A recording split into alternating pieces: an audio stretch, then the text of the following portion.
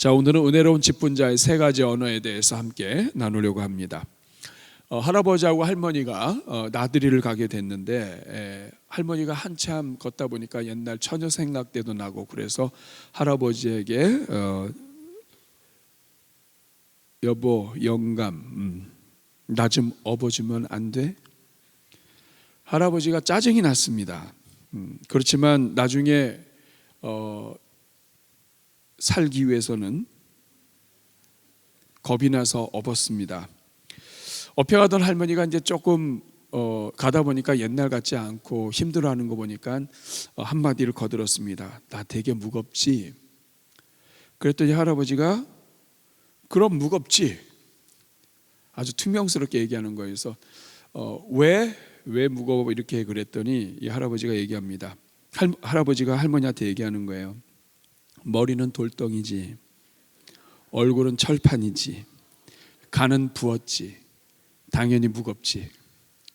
자, 이렇게 해서 이제 둘이 한참 갔어요. 그래가지고 한참 가서 이제 일 다 보고 그러다 할아버지가 그만 넘어지셨어요. 그래가지고 이 무릎을 좀 다쳤어요. 그래가지고 할머니를 보면서 나 좀 업어주면 안 되냐고 그랬습니다.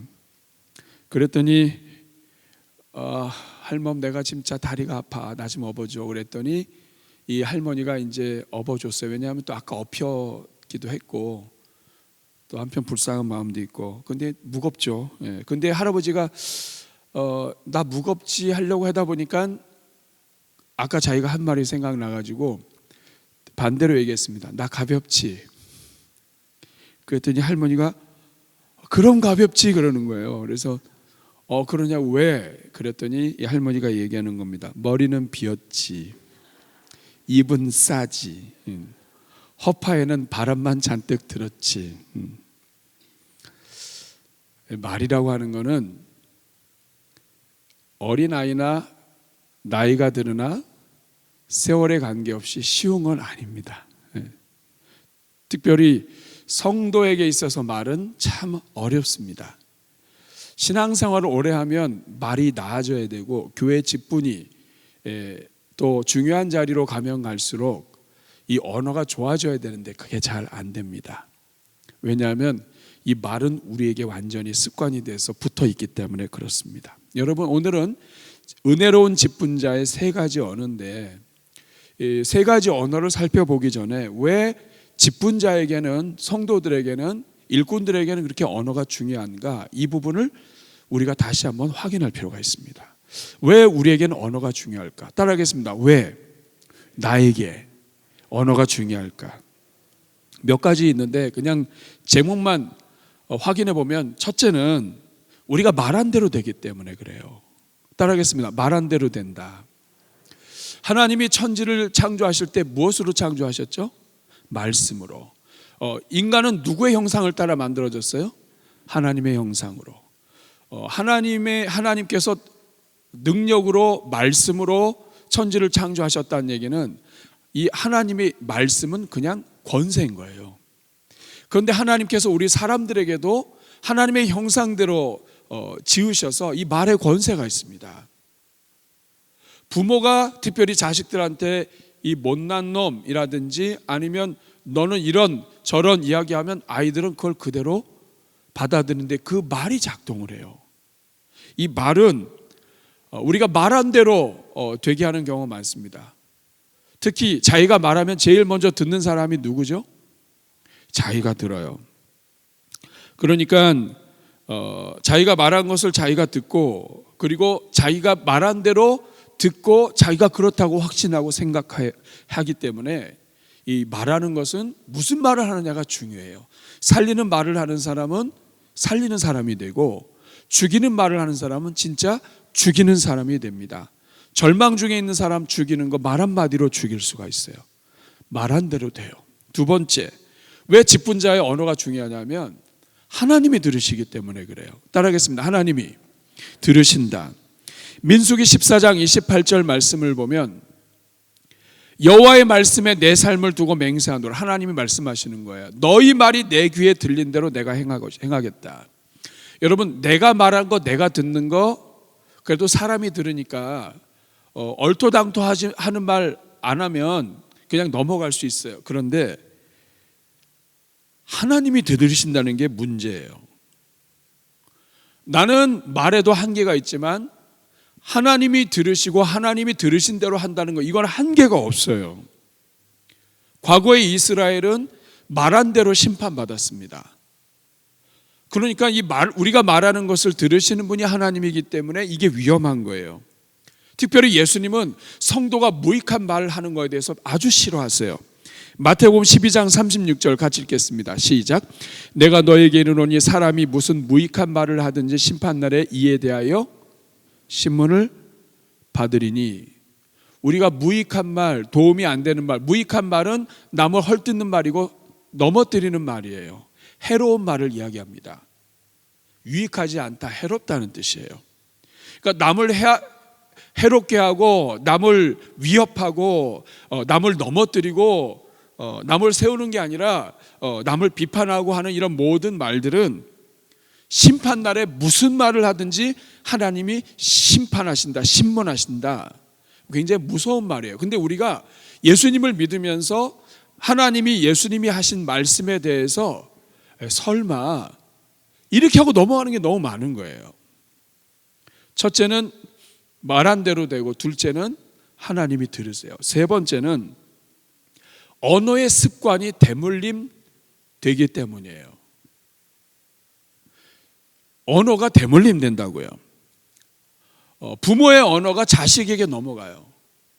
가끔 자식들 보면 자기도 모르게 욕이 나와요. 근데 그 욕은 자기가 한 욕이 아니라 누가 한 욕이에요? 부모가 사용하던 욕을 그냥 해요. 그 부모는 할아버지 할머니가 사용하던 욕을 또 해요. 듣는 대로 따라 말하는 거예요. 부모가 좋은 건 남겨주지 못해도 그래도 괜찮은 걸 남겨줘야 되는데 욕을 남기거나 말투까지 남기고 가요. 부모의 말투를 자식이 그대로 따라한다고요. 대물림합니다. 그게 왜 그러냐면 많이 들어서 그래요. 부모가 여러 번 이야기한 거를 자식이 계속 들어요. 여러분, 세멘트 바닥에 계속해서 물을 흘려보내고 또 계속 흘려보내면 물에 자국이 나서 패여요. 그러면 이 자국이 난 대로 아무리 다른 데서 물을 보도 이 자국 난 대로 물이 흘러갑니다. 그런 것처럼 부모가 반복해서 말한 것이 자식에게는 그게 습관이 돼요. 반복해서 들었기 때문에 그냥 나도 모르게 나오는 거예요. 그래서 여러분, 왜 직분자의 언어가 중요하냐 하면 직분자의 가정은 하나님의 은혜와 복을 가정인데 이 직분자의 가정이 아름다운 언어로 대물림돼야 되는데 직분자의 가정들은 다 하나님 나라 일꾼들이에요.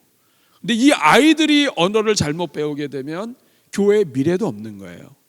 그래서 이 언어가 대물림되기 때문에 좋은 말을 써야 됩니다. 그리고 한 가지 더, 네 번째 이야기하면 나의 말이 나의 신앙 수준이기 때문에 그래요. 여러분, 직분자는 교회를 대표합니다.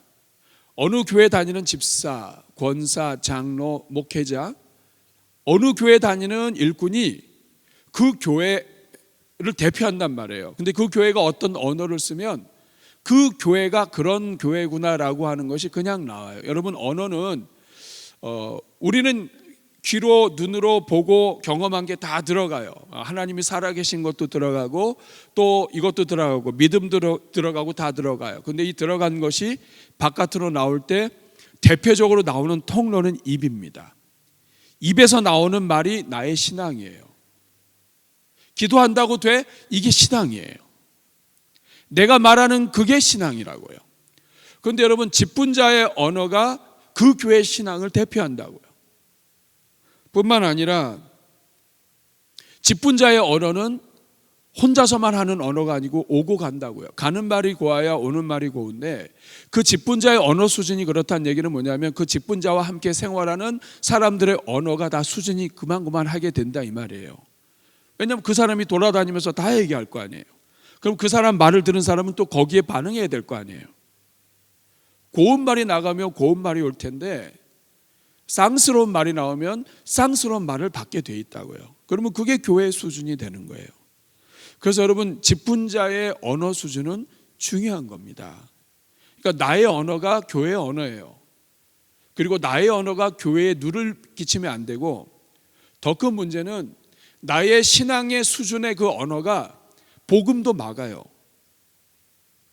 사람을 살리는 말, 세우는 말, 십자가의 말이 아니라 엉뚱한 말을 하게 되면 나는 전도 하나도 안 하면서 사람 죽일 수 있어요.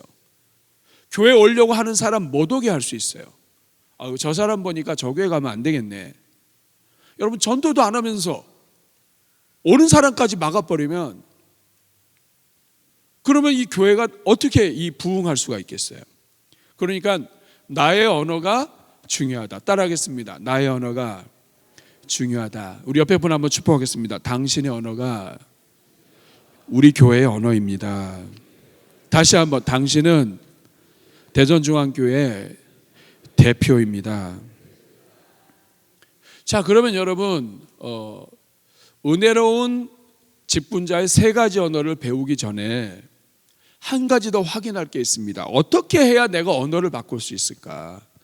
어떻게 나의 언어를 바꿀 수 있을까? 여러분, 이게 먼저 다시 한번 가슴에 확인을 해야 돼요. 첫 번째는 뭐냐면, 대부분의 언어는 그냥 막 해버려요. 배운 대로 해버려요. 근데 성경을 통해서 확인해야 됩니다. 뭐냐면 나의 위치를 확인해야 돼요. 따라하겠습니다. 나의 위치를 확인해라. 사람마다 자기 자리에서 해야 될 말이 있고 하지 말아야 될 말이 있어요. 학생은 학생으로서 해야 될 말이 있고, 선생님은 선생님으로서 해야 될 말이 있고, 회사의 직장에 그 직급에 맞는 말이 있다고요. 근데 그 직급에 있는 사람이 대표가 해야 될 말을 하고 그러면 그 사람 오래 못 버티겠죠. 내가 너 높여줄게. 이거 함부로 이런 얘기하면 되겠어요? 내가 너 밀어줄게. 내가 너 세워줄게. 가장 낮은 사람이 이런 말이나, 이제 막 들어온 사원이 그런 소리 하고 다니면 그 직장에서 버텨나가겠냐고요. 정신적으로 이상한 거죠.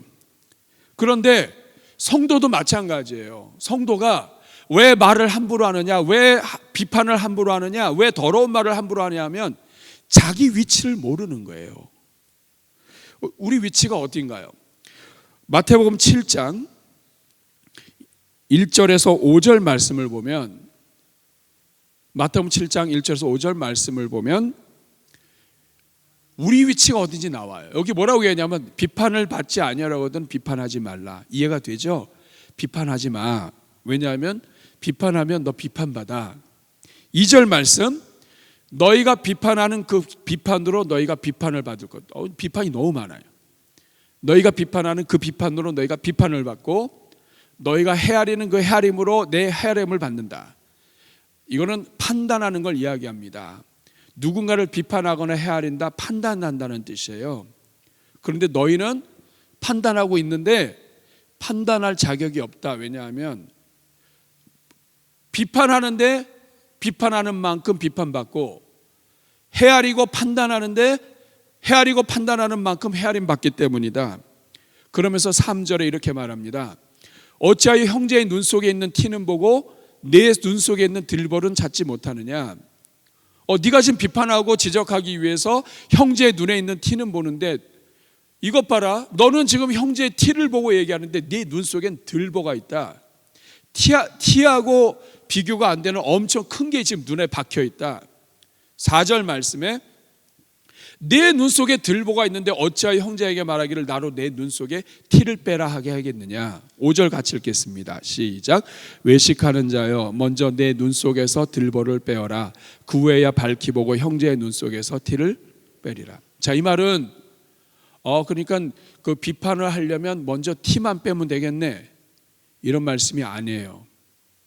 여러분, 우리 인간이 자기 눈에서 들보 뺄 수 있어요, 없어요? 내가 아무리 빼고 또 빼도 인간은 티와 허물이 없어지지 않는 존재예요. 그러니까 네가 비판하려면 먼저 내 눈 속에 들보를 빼고 그 후에야 밝히 형제의 눈 속에서 티를 빼라. 이 말은 뭐냐 하면 너는 비판할 자격이 안 된다는 뜻이에요. 그러니까 마태복음 7장 1절에서 5절 말씀은 너는 자격이 안 되기 때문에 비판할 수가 없다. 판단하거나 헤아리지 말아라. 비판하고 판단하고 헤아리는 자는 흠이 없으신 하나님밖에 없다. 오직 흠이 없으신 그분만 너를 지적할 수 있어. 그런데 흠이 많은 네가 흠이 많은 다른 사람을 지적할 수 없다. 똥 묻은 개가 겨 묻은 개 맞나요?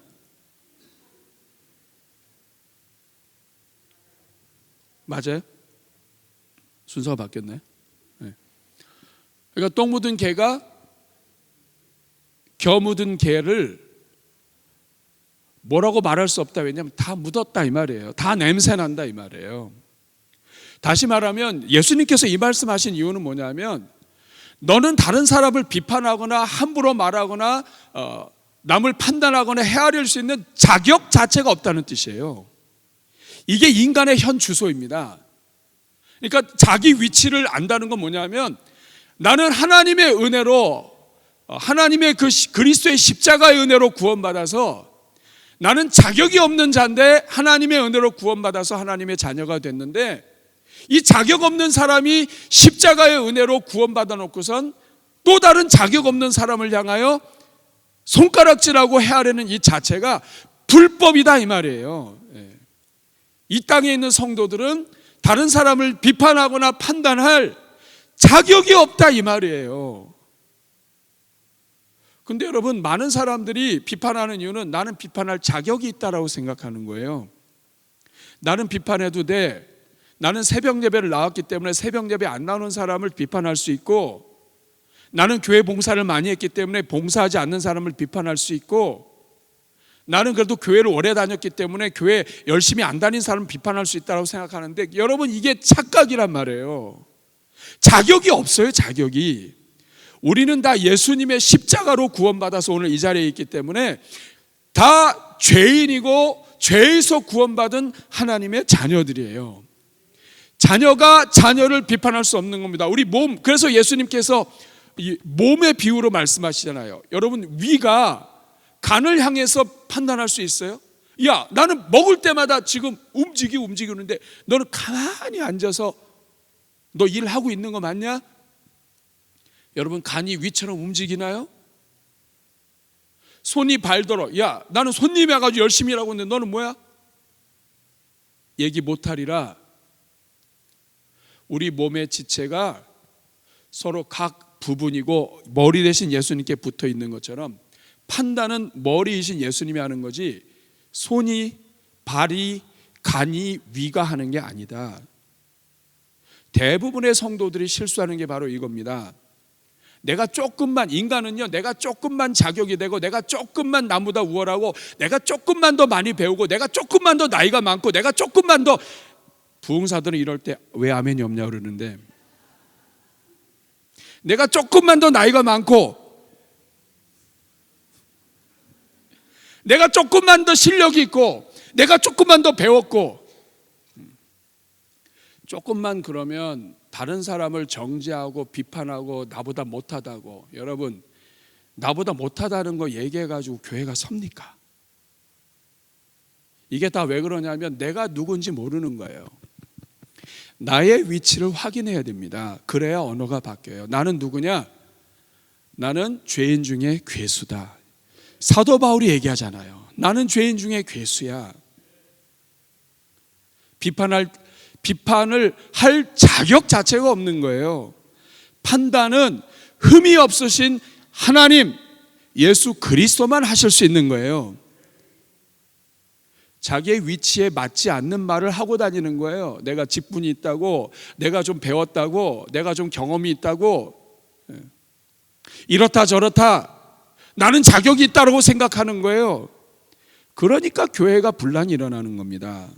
그러니까 성도들이 자기 주제를 모르기 때문에 하나님께 영광 돌리지 않고 함부로 하는 거예요. 여러분, 우리 주제를 알아야 돼요. 공부하는 학생이 주제를 알아야 되고, 글짓기 할 때도 주제를 알아야 되고, 성도는 주제를 알아야 됩니다. 이게 안 되는 거예요. 어떻게 하면 나의 언어를 바꿀 수 있는가? 나의 주제를 알아야 내 언어가 바뀌어요. 대부분의 언어는 주제와 관계없이 습관이에요. 그리고 교만입니다. 두 번째는 나는 심판자가 아니고 피조물이다. 나는 허물이 많다. 이것을 항상 인정하면서 나의 주제를 알아야 되고, 두 번째는 나의 언어를 바꾸려면 일단 좋은 말을 반복해야 돼요. 습관이라고 하는 것은 또 다른 습관으로 대체할 수 있습니다.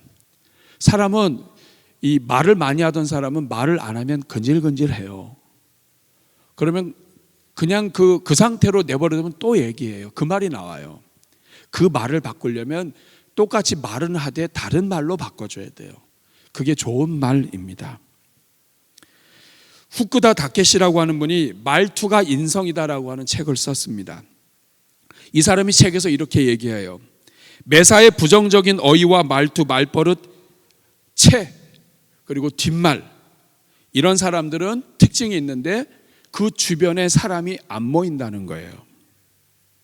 자기 말이 부메랑이 돼서 돌아오기 때문에 결국에는 고립되게 될 수밖에 없다. 그래서 쉽게 내 언어가 좋은 언어인가 나쁜 언어인가, 내가 좋은 말투를 갖고 있는가 좋지 않은 말투를 갖고 있는가를 확인하는 방법은 내 옆에 사람이 얼마나 있느냐를 보라고 얘기했습니다. 내 주위에 사람이 없다? 이거는 하나님이 알려주시는 지혜예요. 내 언어에 문제가 있다. 내가 축복의 말을 하고 내가 사랑스러운 말을 하고 덕스러운 말을 하면 사람이 알아서 와요. 사람은 다 칭찬에 굶주리고 사람은 다 격려에 굶주리고 있어요. 그렇기 때문에 조금만 덕스러운 말을 하면 사람이 모여요. 그런데 내 주변에 사람이 없다. 난 신앙생활 오래 했는데도 사람이 없다. 이 말은 뭐냐면 하나님이 알려주시는 사인이에요. 오늘 여러분 감사하셔야 돼요. 언어를 바꾸면 고립되지 않습니다. 폴 트립이라고 하는 분은 영혼을 살리는 말, 영혼을 죽이는 말이라고 하는 책을 썼는데 이 책에서 중요한 4가지를 강조해요. 첫째는 뭐냐면 나의 말이 하나님을 높이는 언어가 되도록 노력하라. 그러면서 두 번째는 부정의 언어는 마귀가 주는 것이기 때문에 나의 입에서 부정적인 말은 입 밖에 내지 말아라. 그리고 세 번째, 새로운 언어 습관을 달라고 기도하고, 네 번째, 삶의 현장에서 그 자리에서 하나님 이 자리에 맞는 지혜로운 축복의 말을 할 수 있도록 도와주십시오. 현장에서 구하면서 계속해서 하나님의 은혜를 구하며 달려가게 되면 살리는 말을 하게 된다. 나는 하나님의 형상을 닮았고 하나님 기뻐하시는 말을 하도록 부름받았다. 마귀는 살리는 말이 아니라 죽이는 말, 부정적인 말의 대표다. 그렇기 때문에 마귀 따라가지 말고 모든 부정적인 말을 제거하고, 주님 저에게 아름다운 생명의 언어의 습관을 주시옵소서. 따라하겠습니다. 주여 생명의 언어 습관을 주시옵소서. 이렇게 기도하면서 누구를 만나든지 그 자리에서 한 번 더 기도하고 간구하면서 언어의 지혜를 구하면 모든 지혜에 꾸짖지 아니하시고 주시는 그 하나님의 지혜가 여러분들에게 임하게 된다. 이렇게 이야기를 했습니다. 자, 그러면 우리가 지금까지 왜 직분자의 언어가 중요한가? 기억나세요? 가장 먼저는 우리가 말한 대로 되고, 두 번째는 하나님이 들으시고, 세 번째는 언어의 습관이 대물림하고, 네 번째는 직분자의 언어가 나의 신앙이자 교회의 신앙이 되기 때문이다 얘기했습니다. 그리고 우리가 언어 습관을 바꾸려면 2가지가 중요하다고 그랬어요. 첫째는 뭐냐면 나의 위치를 확인해야 돼요. 내가 말할 수 있는 레벨이 어느 레벨이냐, 하나님 앞에서 나 자신을 알아야 돼요. 두 번째, 좋은 말을 하는 습관을 들여서 좋은 말을 자꾸 반복해야 돼요. 자, 그러면 오늘 세 번째입니다. 그러면 직분자가 계속해서 반복해야 될 은혜로운 3가지 언어가 무엇인가? 굉장히 중요하죠. 그렇죠? 사실 여러분이 아는 언어인데 저는 이것을 데살로니가전서 5장 16절, 17절, 18절 말씀을 가지고 찾아보았습니다. 한번 읽어볼까요? 시작. 항상 기뻐하라. 쉬지 말고 기도하라. 범사에 감사하라. 이것이 그리스도 예수 안에서 너희를 향하신 하나님의 뜻이니라. 자, 항상 기뻐하고 항상 쉬지 말고 기도하고 범사에 감사라고 했다면 우리의 언어는, 그리고 이것이 그리스도 안에서 우리를 향하신 하나님의 뜻이라고 한다면 우리는 이 세 가지가 철학이 담긴, 신앙이 담긴 언어를 할 수 있다면 우리는 그 언어 속에서 항상 기뻐하고 쉬지 말고 기도하고 범사에 감사할 수 있겠죠. 그럼 첫 번째로 항상 기뻐하라에 해당되는 단어는 덕분입니다라는 말이에요. 한번 따라하겠습니다. 덕분입니다. 16절에 보면 항상 기뻐하라고 이야기합니다. 여러분, 왜 사도 바울은 항상 기뻐하라고 했을까요? 기쁜 일이 많아서 기뻐하라고 했을까요? 아닙니다. 왜 기뻐하라고 했을까요? 환경은 기쁘지 않고 우리 주변에서 일어나는 일은 아픈 일도 많지만 그 모든 환경을 뛰어넘게 하시는 하나님이 계시기 때문에 하나님 안에서 기뻐하라. 하나님이 도와주시기 때문에 기뻐하라. 하나님이 모든 것이 합력하여 선을 이루실 것이기 때문에 기뻐하라. 하나님이 계시기 때문에 기뻐하라.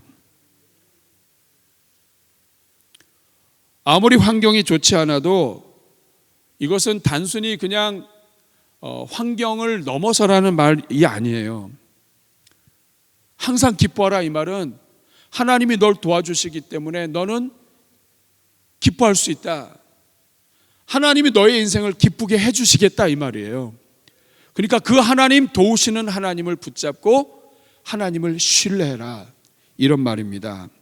이것을 우리 신앙으로 표현하면 하나님 덕분에 우리는 기뻐할 수 있는 거예요. 사도 바울은 이것이 다 하나님의 은혜로다. 나의 나된 것은 하나님 덕분이다. 옛날에는 칭찬을 중요하게 여겼습니다. 칭찬하는 말이 중요하다. 그런데 요새는 칭찬하는 말도 쉽지 않다고 얘기해요. 왜냐하면 애매하게 칭찬하면 그게 칭찬인지 욕인지 모르게 돼요. 그리고 로버트 캐건이라고 하신 분이 성공하는 직장인의 7가지 언어 습관이라고 하는 책에서 칭찬보다 더 중요한 것이 인정하는 것이라고 이야기합니다. 왜냐하면 칭찬은 그 사람의 행동에 초점이 맞춰져 있어요. 너 이거 잘했어. 야, 오늘 예배 나왔네? 잘했어. 숙제 잘했네? 찬양 이렇게 잘해? 칭찬은 그 사람의 행위에 초점이 맞춰져 있어요.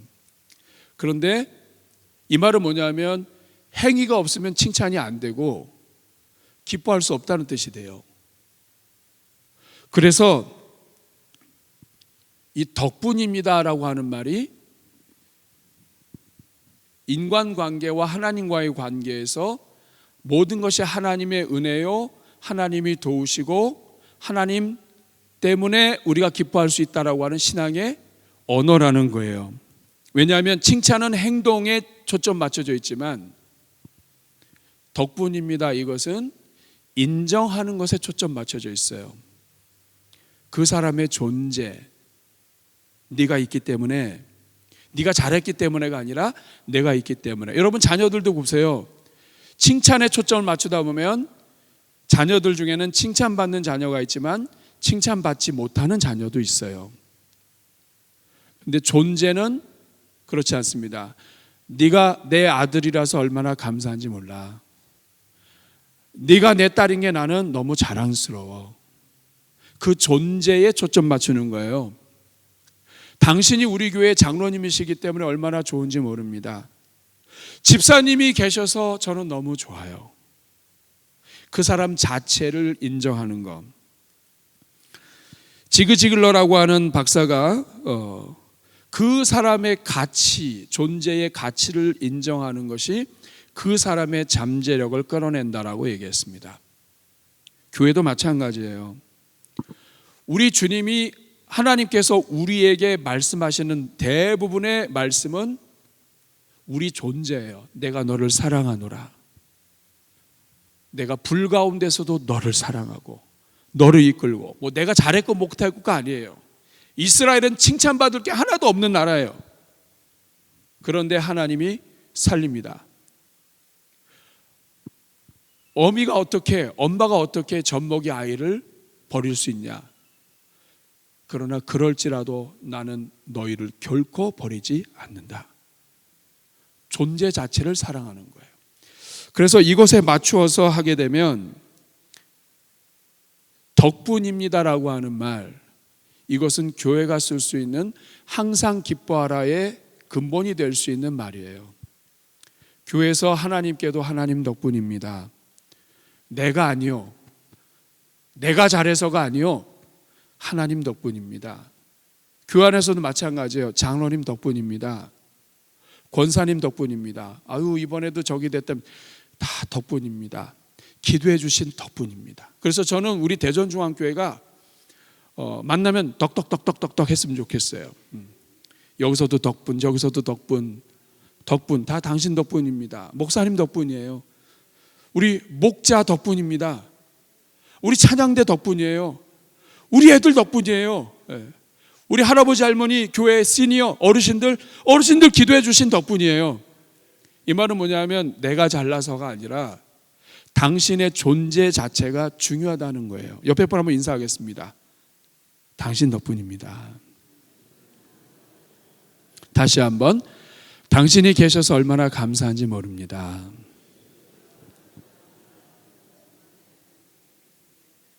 다시 한번, 당신은 참으로 소중합니다.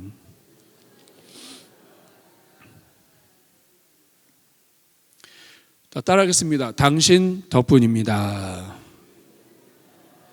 그래서 오늘부터 여러분 누구를 만나든지 만나서 반갑고 수고 많다 그러면 뭐라고 하면 돼요? 덕분입니다. 자, 한번 연습해 보겠습니다. 우리 집사님, 권사님, 장로님 얼마나 수고 많으세요? 네. 뭐라고 대답하실 거예요?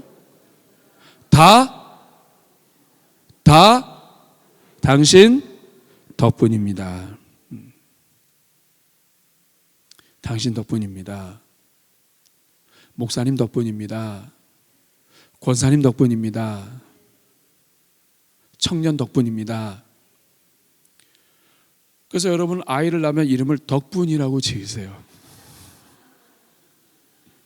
덕덕자에 나눌 분자인데 다 하나님이 덕으로 우리에게 함께 해주신 은혜 때문입니다. 이런 뜻이죠.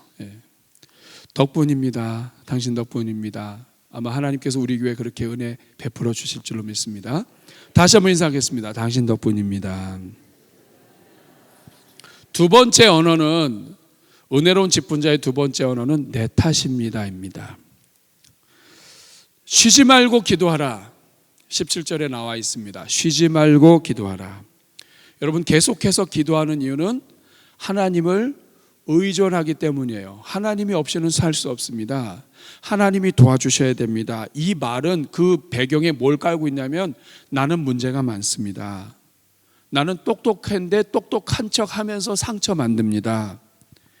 사람은 미련하면 또 미련해서 상처를 주고, 무지하면 무지해서 상처 주고, 아는 사람은 또 아는 만큼 상처 주고, 이 땅에는 제대로 된 사람이 하나도 없습니다.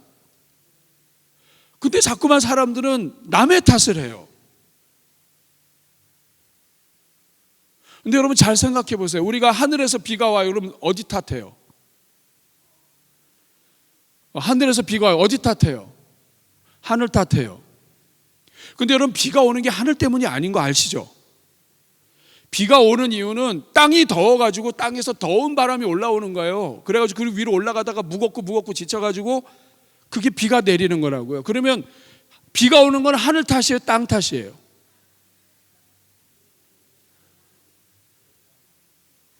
우리나라의 동해안 쪽으로 가면 비가 많이 옵니다. 그 이유는 뭐냐면 바람이 불어요. 그러면 이 바람이 올라가다가 산을 만나면 산을 타고 올라가다 힘들어 지쳐가지고 얘가 비가 와요. 그러면 여러분, 비가 오는 게 그 하늘 탓이에요? 바람 탓이에요? 누구 탓이에요? 지가 높아가지고 지 때문에 지금 비가 오는 건데, 지가 교만하니까, 자기가 교만하니까 그 못 올라가가지고 비가 내리는데 하늘 탓한다니까요. 하나님도 무심하시지. 산 때문에 그런 거예요. 산 때문에. 그러면 여러분, 교회에서 문제가 생기거나 가정에서 문제가 생기면 누구 탓이에요? 교회 탓이에요? 장로님 탓이에요? 안 그래요, 여러분. 대부분은 자기 탓이에요. 그리스 신화에 이런 얘기가 있습니다. 헤라클레스가 길을 가다가 괴물이 있어가지고 한참 싸웠어요. 싸워서 이겼습니다. 헤라클레스 얼마나 힘세요. 그래서 싸워서 이겼어요. 근데 좀 가다 보니까 더 큰 괴물이 온 거예요. 그래가지고 막 해서 싸우다 보니까 걔도 없어졌어요. 그런데 또 가다 보니까 더 큰 괴물이 있는 거예요. 그래가지고 신한테 물어봤습니다. 이거 어떻게 이런 일이 일어나냐? 그랬더니 그 신이 이렇게 얘기합니다. 그 괴물의 이름은 다툼이다. 그 괴물의 이름은 다툼인데, 이 괴물은 건드리는 자만 건든다. 내버려두면 안 다투는데 건드리는 자한테 달려붙는다. 이 말은 뭐냐면 교회 안에서 마찬가지예요. 집에서도 마찬가지예요. 네 탓이라고 얘기하면 이 순간부터 괴물이 되는 거예요. 그래가지고 서로 싸우다가 이겨도 이기는 게 아니고 그 다음에 더 큰 게 와요. 내버려둬야 되는 거예요. 건드리면 안 되는 거예요. 그냥 내 탓이다 하고선. 사람이 비판하고 남의 탓하는 이유는 무지해서 그렇습니다. 자기가 부족함을 모르고 남을 비판하는 거예요. 쉬지 말고 기도하라, 이 말은 저는 약합니다.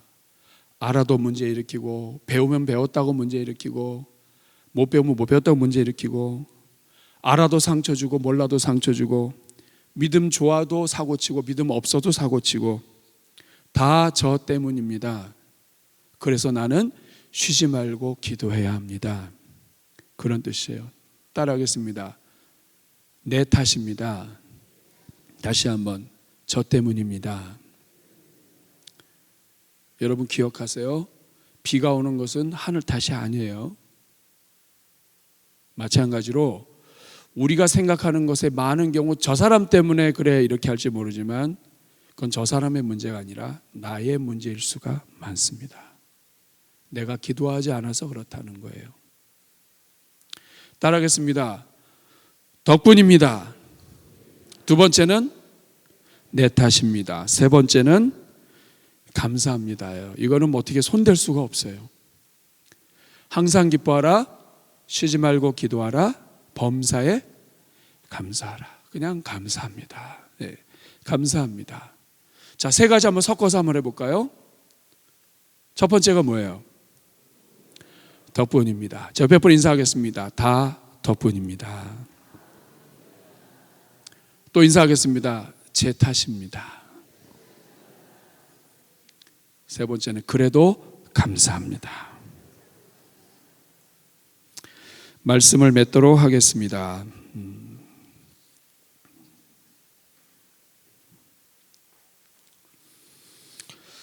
사람이 말을 배우는 데는 2년 걸리는데 침묵을 배우는 데는 60년이 걸린다고 그래요.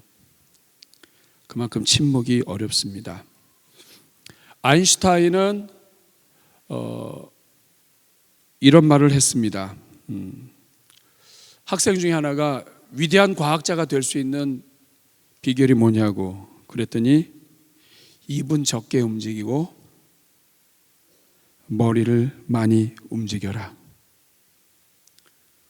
자기의 일을 열심히 하는 사람은 남의 말을 하지 않는다는 거예요.